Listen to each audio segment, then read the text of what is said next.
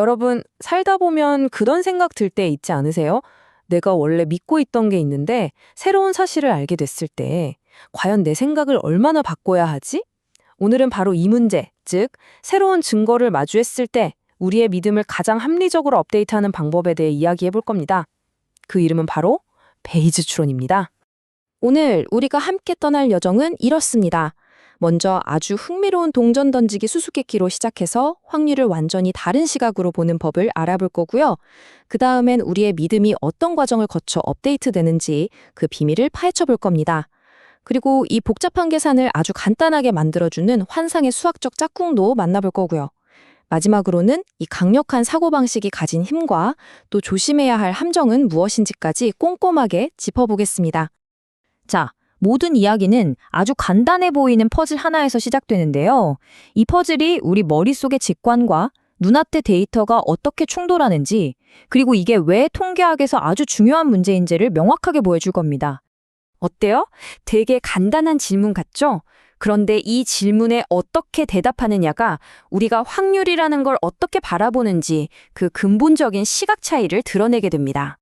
자, 바로 여기서 아주 재미있는 충돌이 생기는 거죠. 만약 우리가 오직 눈앞에 보이는 데이터에만 근거해서 판단한다면, 즉 통계학에서 말하는 빈도주의 관점에서는요, 3번 던져서 3번 다 앞면이 나왔으니까 당연히 다음에도 앞면이 나올 확률은 100%라고 해야 합니다. 하지만 마음속에선 이런 생각이 들죠. 에이, 설마 그냥 동전인데 여전히 반반 아닐까? 이렇게 우리가 가진 아주 적은 데이터와 동전은 원래 반반이다 라는 오랜 경험에서 나온 상식이 부딪히는 바로 이 순간, 여기서 베이즈 추론이 멋지게 등장합니다. 베이즈 추론은 이 딜레마를 풀기 위해 질문의 판을 완전히 뒤집어 버립니다. 기존의 방식이 내 가정이 맞다면 이 데이터가 나올 확률은? 이라고 묻는다면 베이즈는 이렇게 묻는 거죠. 자, 이런 데이터가 나왔는데 그렇다면 내가 가정이 맞을 확률은 대체 얼마일까? 이걸 좀 더 쉽게 비유하자면 베이즈 추론은 우리 머릿속에 있는 믿음의 저울 같은 거예요. 한쪽 접시에는 우리가 원래 가지고 있던 지식이나 직관, 즉 사전 믿음을 올려놓고요. 다른 쪽 접시에는 새로 관찰된 데이터, 즉 증거를 올려놓는 거죠. 그리고 이 저울이 어느 쪽으로 기우는지를 수학적으로 계산해서 가장 합리적인 새로운 믿음으로 업데이트하는 겁니다. 그러니까 기존의 고전적인 확률은요, 먼저 이 동전은 공정하다라는 모델을 딱 정해놓고 시작해요. 그리고 그 모델하에서 앞면이 3번 나올 데이터가 관찰될 가능성이 얼마나 되는지를 계산하는 거죠. 바로 이겁니다. 이 관점의 전환이 핵심이에요. 베이즈는 결과를 먼저 봅니다. 앞면이 3번 나왔다는 데이터를 딱 본 다음에 거꾸로 원인을 추론하는 거죠. 과연 이 동전이 공정하다고 할 수 있을까 하고요. 이걸 전문용어로는 통계적 역문제라고도 하는데 말 그대로 문제의 방향을 거꾸로 뒤집어서 생각하는 아주 강력한 방식입니다. 좋아요. 그럼 이 믿음의 업데이트라는 게 대체 어떻게 작동하는 걸까요? 그 메커니즘을 한번 들여다보죠. 사실 필요한 건 딱 3가지 핵심 재료뿐입니다.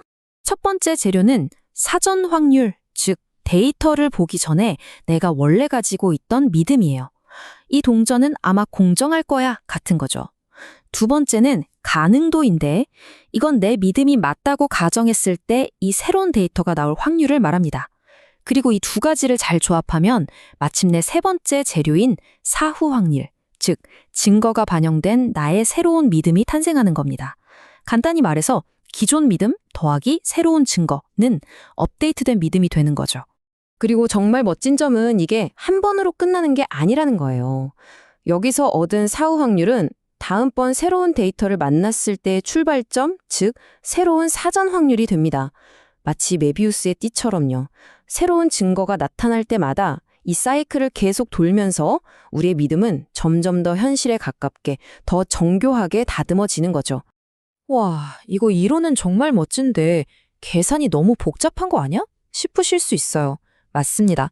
복잡해질 수 있죠. 하지만 다행히도 많은 경우에 이 계산을 아주 우아하게 만들어주는 지름길이 존재합니다. 이 마법 같은 지름길의 이름이 바로 켤레사전 분포인데요. 비유하자면 딱 맞는 모양의 레고 블럭을 찾는 것과 같아요. 사전 확률이라는 파란색 네모 블럭에 가능도라는 노란색 네모 블럭을 딱 끼웠더니 결과물인 사후 확률도 똑같은 모양의 네모 블럭이 되는 거죠. 모양이 계속 유지되니까 다음 계산으로 넘어갈 때도 아주 깔끔하고 간단하게 이어갈 수 있는 겁니다. 자, 여기 몇 가지 완벽한 짝꿍들을 한번 보세요. 우리가 계속 얘기하고 있는 동전 던지기 문제, 즉 성공 아니면 실패 같은 이항 분포에는 베타 분포라는 환상의 짝꿍이 있습니다. 이 베타 분포라는 게 원래 0과 1 사이의 확률 값을 표현하는 데 특화되어 있거든요. 그러니까 동전의 앞면이 나올 확률에 대한 우리의 믿음을 나타내기에 정말 안성맞춤인 거죠. 이 둘이 만나면 계산이 말 그대로 더하기 빼기 수준으로 간단해집니다. 그러니까 우리 동전 던지기 예시로 돌아오면요. 그냥 기존 믿음에다가 새로 나온 앞면, 뒷면 개수를 쓱 더해주기만 하면 그게 바로 업데이트된 믿음이 된다는 거예요. 정말 놀랍도록 직관적이지 않나요? 자, 이제 어떻게 돌아가는지는 대충 알았는데, 그래서 이걸 쓰는 게 현실에서 뭐가 좋고 또 뭘 조심해야 할까요? 장점과 단점을 한번 균형 있게 살펴보죠. 베이즈 방식의 가장 큰 힘은 바로 유연성에 있습니다.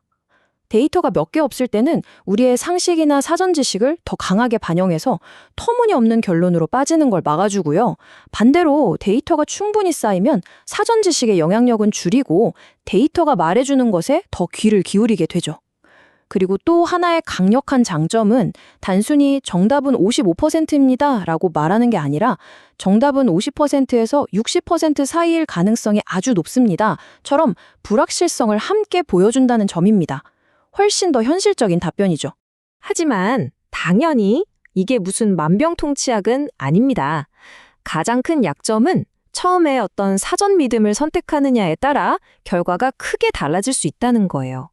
잘못된 선입견으로 시작하면 결과도 잘못될 수 있는 거죠. 그리고 모델이 조금만 복잡해져도 계산량이 기하급수적으로 늘어나서 슈퍼컴퓨터가 필요할 수도 있습니다. 그럼에도 불구하고 이런 특징들 때문에 베이즈 추론이 정말 엄청난 파워를 발휘하는 분야들이 있어요. 대표적인 게 바로 기후과학 같은 분야입니다. 생각해보세요. 우리가 100년 뒤 기후에 대한 데이터는 없잖아요. 하지만 우리는 물리학 법칙이라는 아주 강력한 사전 지식을 가지고 있죠. 베이즈 추론은 이 강력한 사전 지식과 우리가 가진 제한된 관측 데이터를 아주 세련되게 결합해서 가장 합리적인 미래 예측을 가능하게 해줍니다. 자, 결국 베이즈 추론은 우리 모두에게 아주 근본적인 질문 하나를 던지는 셈입니다. 새로운 증거 앞에서 당신이 원래부터 가지고 있던 신념이 진실을 보도록 도와야 할까요? 아니면 오히려 진실을 가리는 색안경이 되도록 내버려둬야 할까요? 어디까지가 합리적인 직관이고 어디부터가 위험한 편견일까요? 정보가 홍수처럼 쏟아지는 이 시대에 우리 모두가 끊임없이 고민해야 할 균형의 문제가 아닐까 싶습니다.